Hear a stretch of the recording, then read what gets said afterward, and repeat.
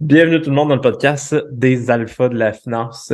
C'est le deuxième. Aujourd'hui, on va parler de niche, de clientèle cible. Comment est-ce que c'est important pour les CSF de se nicher dans une clientèle cible. Puis on a quelqu'un qui l'a fait aussi devant nous, qui c'est Alex, qui s'est niché auprès des conseillers en sécurité financière, comme moi d'ailleurs, mais de c'est quoi que ça peut faire, tu sais, comme différence sur votre business, sur votre qualité de vie aussi, qualité de travail, de pouvoir travailler vraiment avec des clients que vous aimez, que vous tripez, que justement vous êtes comme un expert pour eux.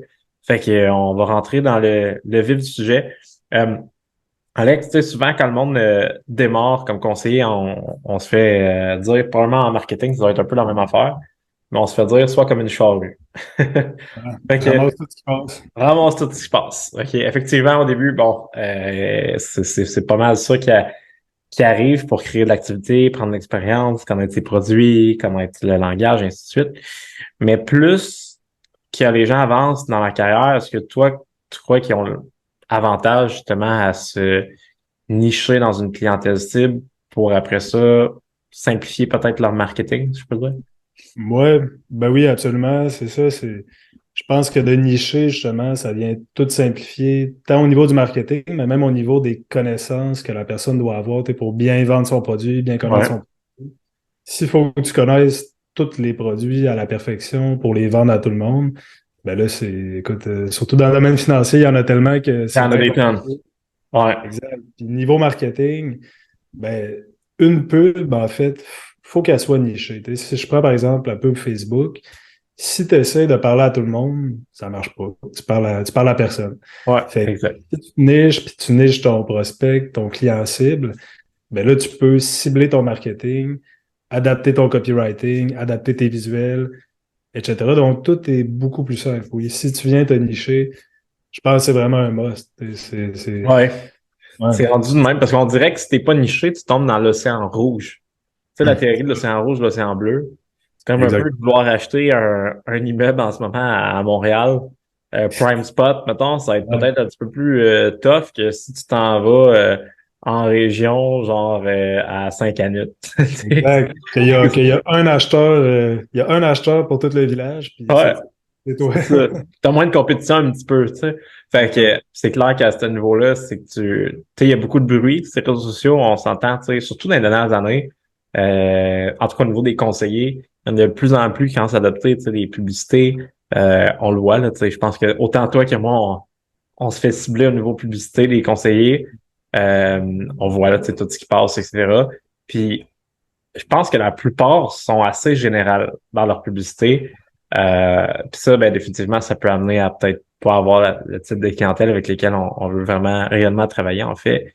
Puis et souvent, on parle de publicité, mais tu sais, l'organique, pour moi, c'est quelque chose que je dis souvent en rencontre avec les conseillers, mais si tu as zéro en organique, en publicité, pour moi, c'est un multiplicateur de ce que tu as en organique. Fait que si tu as zéro en organique, même si tu fais fois 100, ça donne zéro.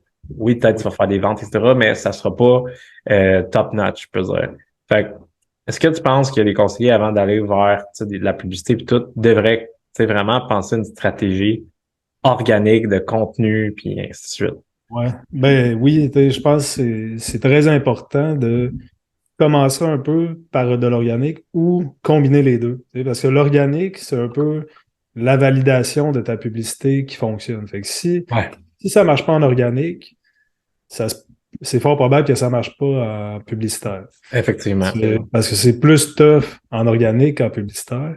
Fait que si en organique, ça n'a pas pogné, t'as beau mettre un gros budget, payer pour ça, ben écoute, Ouais, ça va se mettre devant le monde, mais ça sera pas intéressant. Fait que ça marchera pas. Fait que oui, clairement, je pense que d'aller tester certaines stratégies organiques, en plus de la pub, par exemple, fait que combiner ouais, les. Quand tu fais de la pub, ben, ça va venir aider ton organique aussi. Parce que ouais, tu amènes du monde extérieur de ton audience idéale. Donc, si tu cibles bien ta publicité, tu amènes du monde. Puis là, ouais. tu viens un peu les retargeter avec ton organique. En Comme ça, organique, exact. ils rentrent dans ton écosystème. Puis là, ben, il y a une chance qu'ils revoient ton organique par la suite, ainsi de suite. Puis après, c'est du testing, c'est de l'optimisation. Fait que qu'est-ce qui a Ouais, bien marché en organique, tu le prends, tu l'essayes en publicitaire, ainsi de suite. Fait que, tu sais, ouais, clairement, exact. ouais, c'est important d'aller vers l'organique, là, surtout dans Ouais, nos jours. Ouais. 100%. Il y a différentes aussi, tu sais, en organique, il y a tellement de choses qui est possible de faire, tu sais. Il y a TikTok, il y a Insta, il y a des publications sur Facebook, il y a un groupe Facebook, une page Facebook, il y a YouTube, il y a des podcasts, il y a du email LinkedIn, marketing, écoute, il y a ouais. de publier dans des groupes, tu sais, puis de se faire bien entendre. Mais souvent, ça, il y a plein de conseillers qui en font, mais ils me disent souvent, hey, ça marche pas. Ouais. Euh, c'est ma mère, ma soeur qui like, finalement. Il Ouais. n'y a rien d'autre qui se passe où eux commandent, puis il n'y a rien d'autre qui se passe. Puis, tu as parlé tantôt, tu as dit quelque chose que je pense qu'il y a beaucoup de conseillers qui connaissent pas tant ça, le copywriting. Mhm. Est-ce que tu seras en mesure, tu sais, comme d'expliquer c'est quoi, mettons, le copywriting, en gros, selon ta vision des choses? Ouais, ouais, ben, en gros, le copywriting, c'est le message que tu vas adapter à ton audience. Fait que, Ouais, quand on parle de copywriting, par exemple pour une publicité Facebook, ben c'est le texte que vous allez voir qui accompagne le visuel. Puis de faire un bon copywriting, ben c'est que c'est un copywriting qui parle à qui tu veux parler. Fait que c'est sûr ouais, que si tu fais un post, puis toi, ton objectif, c'est d'aller chercher des nouveaux clients pour vendre des REER, mettons, ben, augmenter tes REER à ce niveau-là, ben ouais. si ton copywriting est pas adapté, Il est pas il est mal aligné. formulé, ouais, puis Ouais, même la façon dont tu vas faire tes phrases, si c'est pas bien réfléchi, s'il n'y a pas d'objectif derrière tout ça, ben c'est sûr ça va mener à rien. Tu sais. ouais. Effectivement, c'est souvent ça qui va arriver. Le monde se décourage rapidement. Il essaie une coupe Ouais, d'affaires, ça il se marche pas. décourage, ça marche pas, c'est ça. Ouais, Mais tu sais, comme moi, tu sais, la clé, c'est la constance. Puis c'est de ouais, justement d'essayer des affaires, de lancer des perches. Puis après, ben, OK, j'ai fait 6 posts sur Facebook. Il y en a 2 qu'il y a beaucoup de monde qui ont liké, qui ont commenté. Bon, ben, comment est-ce que je pourrais refaire des trucs similaires à ouais, ces ben deux? oui, prendre des leçons de ce qui a fonctionné, des leçons de ce qui n'a pas fonctionné. Ouais. Exactement. Mais je pense qu'il y a beaucoup de gens qui se lancent là-dedans, mais qui ont justement pas de clarté sur leur clientèle cible. Puis ça vient, quand tu as un avatar client, tu te le mets en face, ça devient très facile de faire un copywriting qui est cohérent avec ses douleurs du moment, ses problèmes, ses challenges, ses préoccupations, qu'est-ce qu'il vit, qu'est-ce qu'il veut plus, qu'est-ce qui, puis là, tu switches de bord, c'est quoi les résultats qu'il veut, dans quel genre de situation financière il veut se mettre, pourquoi il veut, tu sais, tout ça, c'est quoi en fait sa vision, tu sais, etc. Fait que quand tu connais ça de ton client, tu as un avatar client, ben à ce moment-là, après ça, tu fais juste le ressortir, puis tu commences à écrire tes publications, puis tu sais comment tu dois lui parler, puis justement faire ton... moi, je dis tout le temps copywriting, quand j'en parle justement au conseiller, je dis c'est d'écrire avec persuasion Ouais. pour une personne en particulier. Puis c'est comme s'il faut que tu sois littéralement, puis ça, il y a Martin Latulippe qui dit tout le temps ça, c'est comme, il dit, c'est faut que tu aies une caméra braquée sur lui, qui semble que c'est comme si tu le regardes, puis tu sais Ouais. exactement comment il se sent, qu'est-ce qu'il est en train de faire. Tu sais, littéralement, Ouais, que ça en est quasiment intrusif, là, parce que des fois, le monde sont genre, oh, attends une minute, on dirait qu'il, la personne, quand elle lit, elle dit, crime, Alex ou peu importe, Karine, peu importe, est vraiment en train d'écrire. Tu sais, ce qu'elle parle, c'est vraiment, c'est la personne qui parle en ce moment, c'est vraiment ma situation. Des fois, ça arrive, right, que, je sais pas si t'as déjà eu ce feeling-là, ouais. t'écoutes quelqu'un sur YouTube ou tu vois un post, t'es comme, Chris, il parle vraiment de, on dirait que de moi, là, tu sais, de Ouais. ma situation. Dans ce temps-là, ben, tu sais, t'accroches. Écoute, t'accroches Ouais, direct. Ouais. exact. C'est une clé. Fait que d'avoir son avatar client, c'est quoi mettons, tu sais, dans l'avatar client, il y a plusieurs éléments qui sont importants, mettons, à savoir, tu sais, ses résultats, qu'est-ce qu'il désire, ses challenges du moment, parce que ça va être plus facile de faire du contenu là-dessus. Mais il y a d'autres éléments, tu sais, qui sont importants. Tu sais, il y en a beaucoup, je pense, qui veulent développer plus une clientèle entrepreneur, mettons, Mhm. puis qui veulent se nicher plus dans une clientèle-là. En passant, dire que moi, ma niche chez les entrepreneurs, c'est pas une niche. OK? Non, ouais. Parce C'est qu'on vrai. est rendu, et c'est rendu qu'il y a comme des milliers de conseillers qui disent ça. OK? Ouais. Fait que c'est plus une niche. La niche dans les entrepreneurs, ça va être vraiment de déterminer, tu sais, exemple, mettons, tous les propriétaires de salons de tatouage, toutes les femmes qui ont des salons d'esthétisme, les restaurants, les bars, peu importe. OK? Fait que je choisis vraiment un créneau qui me correspond. Souvent, le meilleur créneau qui va correspondre, là, c'est souvent un peu le reflet de soi dans le miroir, Ouais. je peux dire. Fait que, en voulant dire, c'est souvent quelque chose dans lequel toi, tu vas déjà soit avoir travaillé des connaissances, quelque chose qui te passionne, quelque chose que tu as des skills. Souvent, ça va être le meilleur client cible parce qu'il y a un terrain commun qui fait que la relation, la connexion, c'est ultra facile Compréhension. ben oui, à avoir. Tu as un réseau là-dedans, tu sais.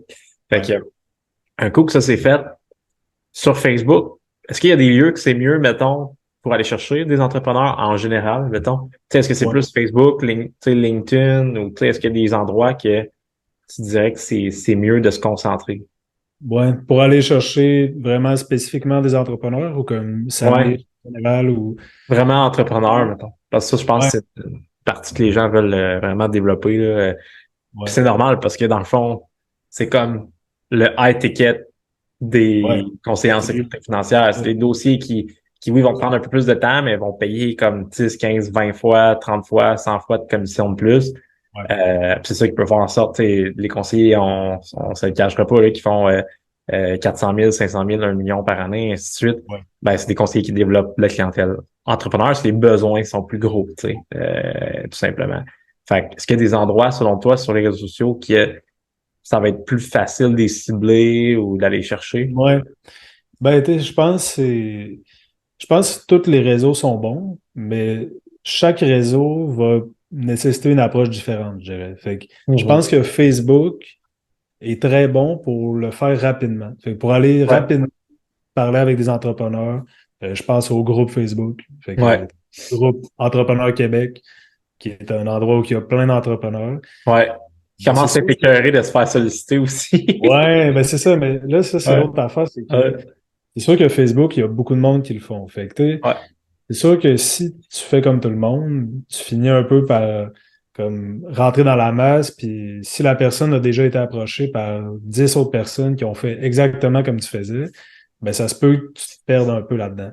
ouais, Fait que je pense que les entrepreneurs, c'est une niche hyper intéressante, comme tu dis, mais qui nécessite parfois un peu de positionnement, puis faut que tu montres que tu es sérieux, faut que tu aies une ouais, approche qui est sharp, qui est ouais. cohérente. T'apportes Fait de que, la valeur.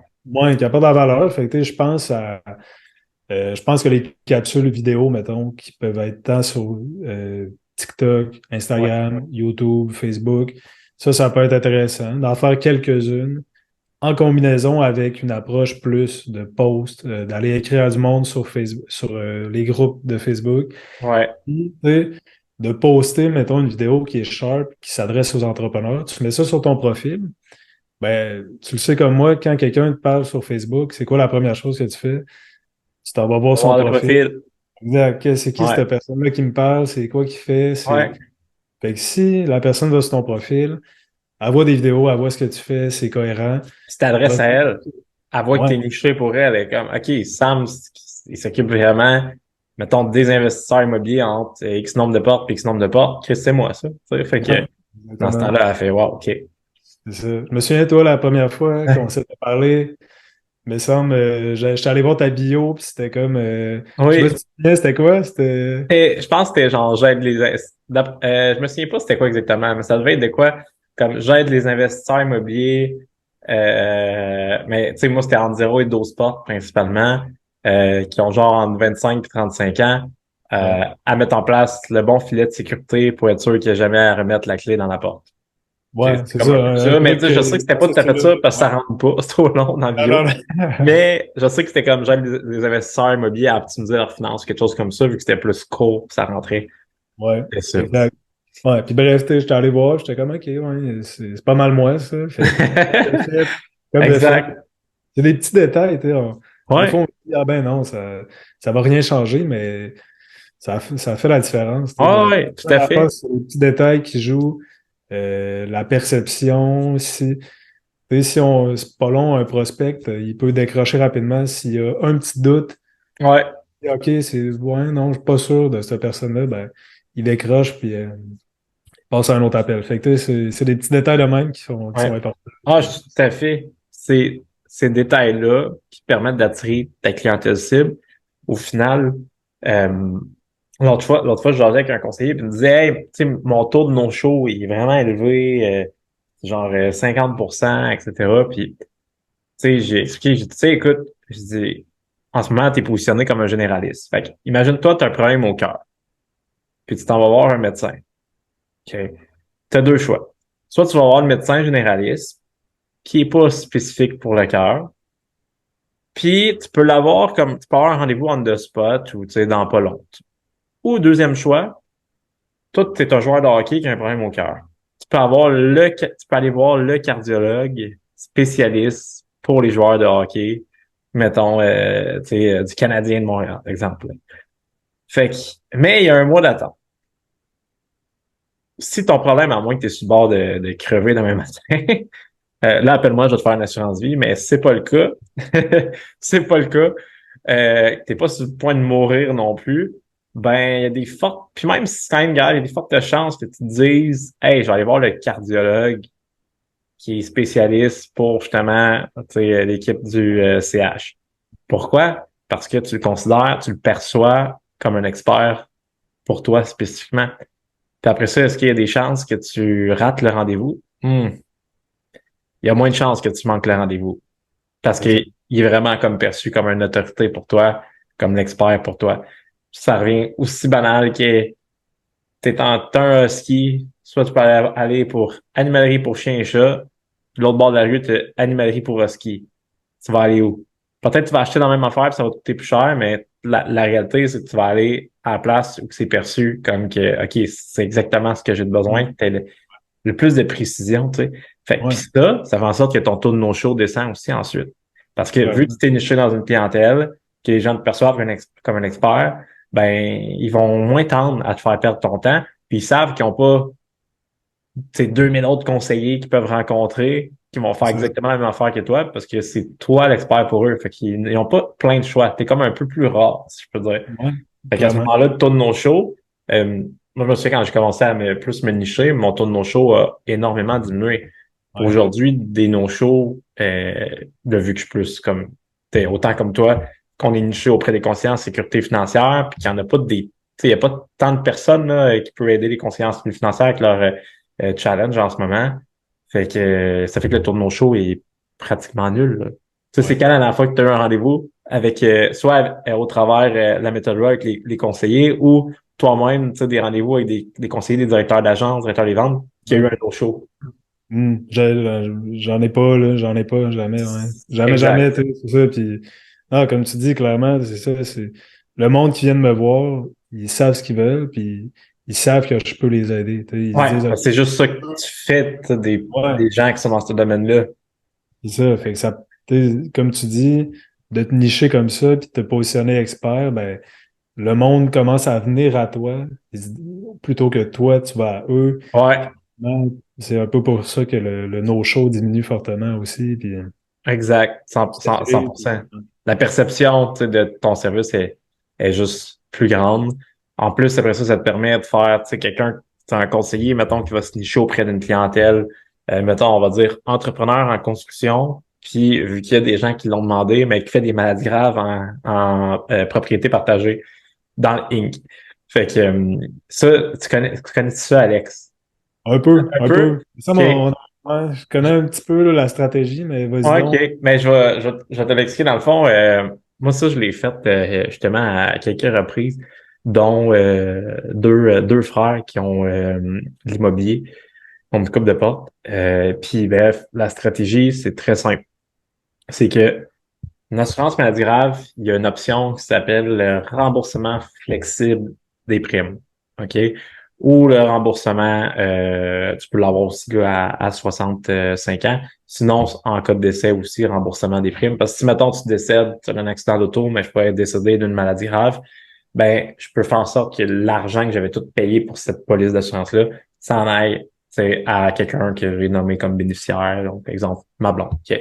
Mais pour les Inc., ce qui est vraiment pratique, on s'entend, là, d'un matin, t'es juste, mettons, toi avec l'agence de marketing, demain matin, puis moi aussi je serais dans le marde, dans le fond, je remarque ça. Demain matin, t'as une maladie grave, tu peux plus travailler, là. Ouais.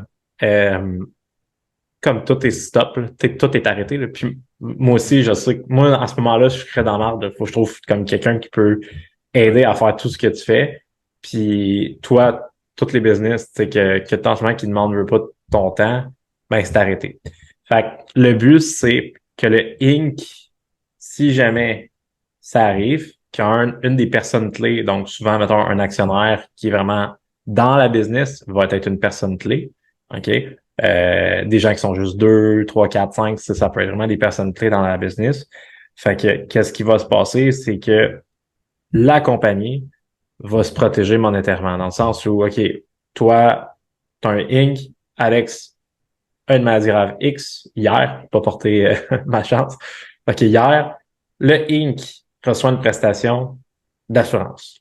Comme ça, le Inc. est capable de payer quelqu'un qui va te remplacer ou payer plus d'autres employés, ainsi de suite, vu que toi, t'es pas là pour faire le travail. Puis la plupart des entrepreneurs, moi, ce qu'ils me disent tout le temps, surtout les gars qui ont des business, mettons, dans la construction, me disent moi, si demain matin, je suis out, tu sais, que je peux plus travailler, faudrait 3 employés pour me remplacer tout ce que je fais.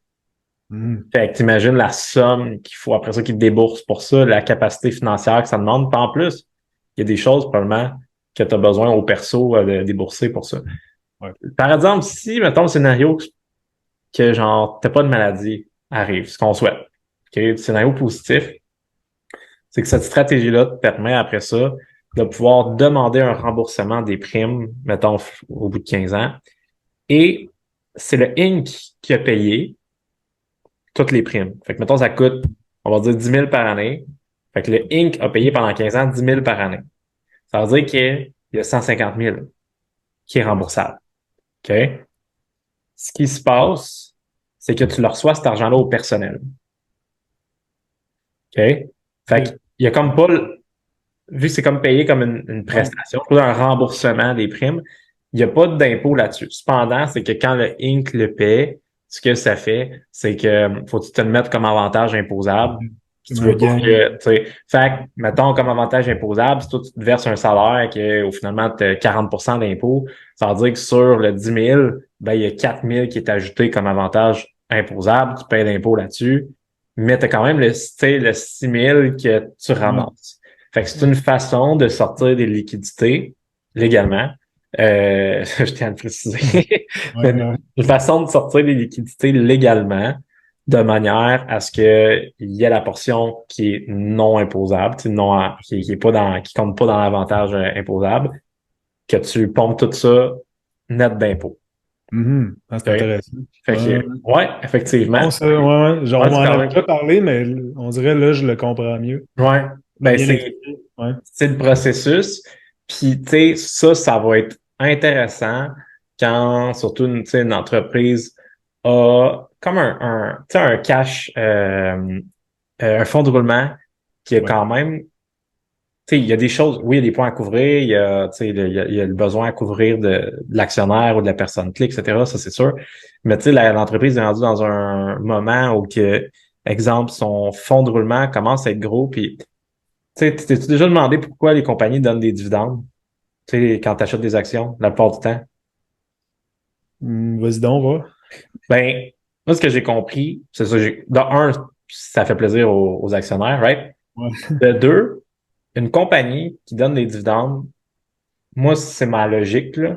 Mais si la compagnie sera en mesure de te redonner cet argent, pas de donner, de prendre les dividendes qu'elle te donne, pour au lieu de les investir dans leur business, pour être en mesure de te donner un rendement supérieur, c'est ça qu'ils devraient faire. Mais c'est comme si le calcul qu'ils font, c'est comme si on injecte 1 dollar de plus dans le business, en marketing ou en quoi que ce soit, ça va générer 1 dollar ou moins. Ouais. Fait qu'ils ont comme atteint un seuil, je peux dire, que s'ils injectent plus, ça va pas faire en sorte qu'ils vont sortir plus de profit. Donc, en place, ils le donnent en dividendes, je peux dire. Ouais. Donc, où je veux en venir, c'est que quand tu as un fonds de roulement qui commence à être gros, qu'il y a beaucoup de cash accumulé dans l'entreprise, puis que tu sais qu'éventuellement, bon, tu vas vouloir, tu sais, peut-être dans 10, 15 ans, vendre l'entreprise ou quoi que ce soit, ça va être un moyen que tu vas pouvoir utiliser, tu sais, avec cette stratégie-là, de dire, ouais, ces sous-là, même si je les injecterais dans le business, ils vont pas me faire dégager plus de profit actuellement. Ouais. Fait que ce que je vais faire, c'est que je vais aller dégager du profit en économisant sur l'impôt que je vais Ouais. avoir. Tu sais. Ouais, ouais, ouais. C'est C'est comme comme une une diversification de ouais, d'actifs, je placement, peux dire, revenus là. passifs. Ouais, c'est ça. Exact. Fait que ça, c'est un truc qui est hot. Fait que peut-être dans le prochain épisode, Ok. vu que je vois encore le temps filer, mais Ouais, le prochain ça a passé épisode, vite on pourra aujourd'hui. parler de comment est-ce qu'on peut positionner ça auprès, tu sais, des entrepreneurs. Puis l'important, hein, c'est, tu sais, là, j'ai parlé de toutes des caractéristiques. C'est ça que j'ai parlé. Mais quand tu parles de ça, ces réseaux sociaux ou, tu sais, à quelqu'un, un entrepreneur, faut pas que tu parles des caractéristiques, faut que tu parles des bénéfices. Fait que comment tu le positionnes, c'est qu'est-ce qu'au final ton entrepreneur veut éviter, puis qu'est-ce qu'il veut être en mesure d'accomplir, les résultats qu'il désire. Quand tu comprends ça, c'est là que tu es capable de transformer chaque caractéristique de ton produit, puis le transformer en bénéfice qu'il recherche à éviter ou à éviter, à accomplir, ou certaines choses qu'il cherche à éviter. Fait que c'est comme si tu viens tout transformer la façon que c'est formulé pour que ça fitte. C'est comme ça que tu peux approcher un entrepreneur. Comme ça, tu lui parles vraiment son jargon, au Ouais. final. Ouais. Fait que, Ouais. écoute, on va devoir closer ça là. Yes. On va Comme closer d'habitude. ça là, mais Ouais. ben oui, ça va être intéressant comme prochain Ouais. sujet. Là, ouais. Exact. Fait que, écoute, tu pourras me poser des questions comme ça, me lancer des flèches la prochaine fois. Ah ouais, mais là, si ça, telle et telle Ouais. situation, comment ça fonctionne, etc. On pourra approfondir. Fait que merci, comme d'hab, Alex, de prendre Yes. le temps de faire ça. Merci à ceux qui nous écoutent. J'espère que ça va avoir donné de la valeur. N'oubliez pas, le fee, le frais, il n'y aura jamais de publicité ici. OK, on va pas partager des choses nécessairement. Ben, même si on les aime, etc., on va en parler peut-être, mais on va pas tu sais, faire comme des fois dans certains podcasts, des publicités, etc. Mais le frais, c'est quoi? Ben, c'est juste de partager. Fait que si tu as eu de la valeur, tu as appris quelque chose, peu importe, tu ressors de là, tu es comme tu as un mindset plus positif. Eh bien, partage ça aux autres CSF de ton entourage, planificateur financier, etc. Puis il va y avoir plein de contenu qui va s'en venir dans les prochaines semaines pour vous aider dans votre pratique. Fait qu'on se voit dans le prochain podcast. Ciao. Yes. Ciao. Ciao, Alex. Bye.